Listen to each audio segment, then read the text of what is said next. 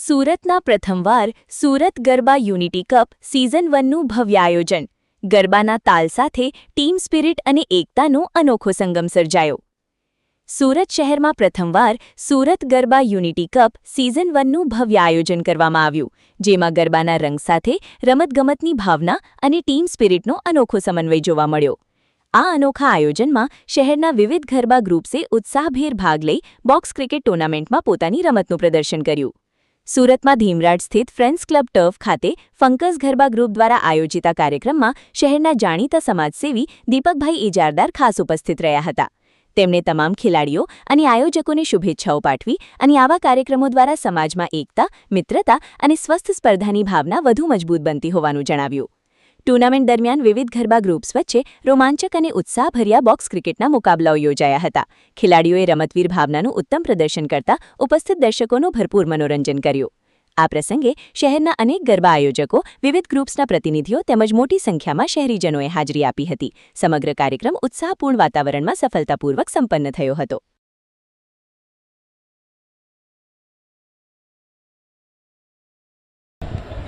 આ બધું ટુર્નામેન્ટ નથી,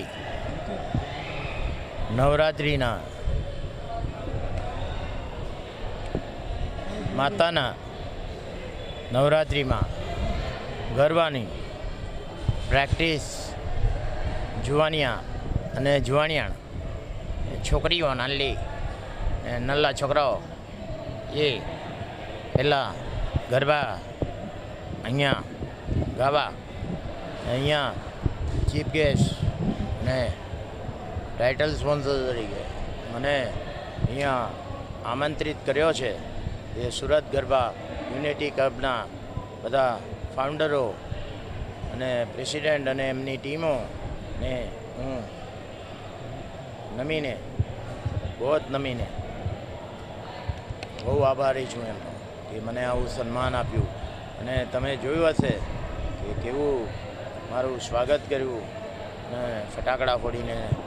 મારી દીકરી યાના પટેલ જેના ફેસબુક પર 92,000 ફોલોવર છે અને યુટ્યુબ પર એને સિલ્વર મેડલ મળ્યું છે અને ઇન્સ્ટાગ્રામ પર એના 3.30 લાખ ફોલોવર છે.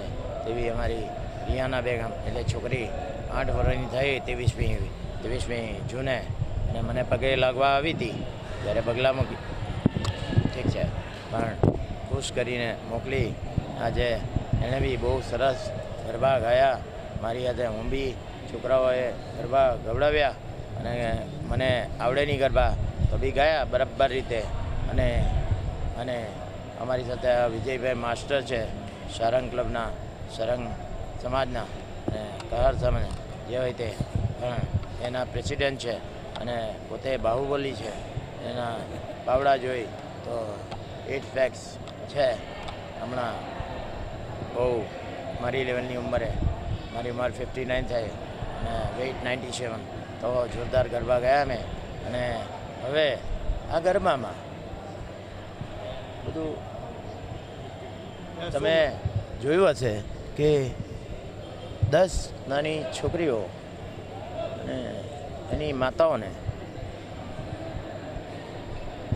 મેં 5,000 ટ્રોફી આપી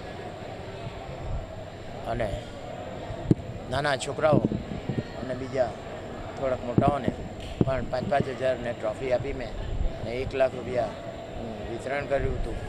પહેલાં છોકરાઓને જરા એમ તેમ કરીને મેં 1.5 લાખ અને પછી આજે આ વચ્ચે 50,000 આપ્યા.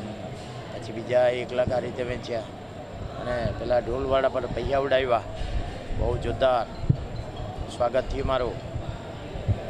અને છેલ્લે તો બજાઓ ઢોલ સારે જગ મેં મેરે ઘર રામ આએ, તોગાડિયાજીને સલામ ઘડી અને એમની સેવાનો સુરત આવે ત્યારે લાભ આપે છે મારા ફાર્મ હાઉસ પર.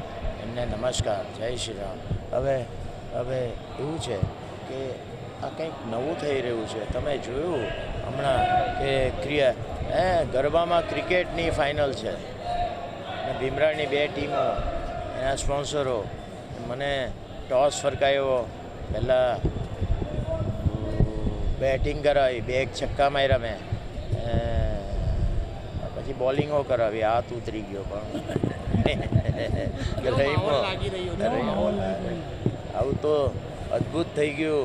પેલો છે ને જસોદાનો લાલો, લાલો એ જગતગુરુ કૃષ્ણ પરમાત્મા બી ઉપરથી ખુશ થતો હોય કે ભીમરાણમાં ફ્રેન્ડ્સ ક્લબ સ્ટફમાં શું થઈ રહ્યું છે, ક્રિકેટ રમાઈ રહેલી છે કે ગરબા ગાઈ રહ્યા છે, વિઠ્ઠલ વિઠ્ઠલ વિઠ્ઠલા કરી રહ્યા છે. હા, હરિયમ વિઠ્ઠલા વિઠ્ઠલ વિઠ્ઠલ વિઠ્ઠલા દેવકી ડીઠલા, હરિયમ વિઠ્ઠલા જસોદા દીઠલા. હા, હરિયમ વિઠ્ઠલા. જય શ્રી કૃષ્ણ. જય શ્રી કૃષ્ણ.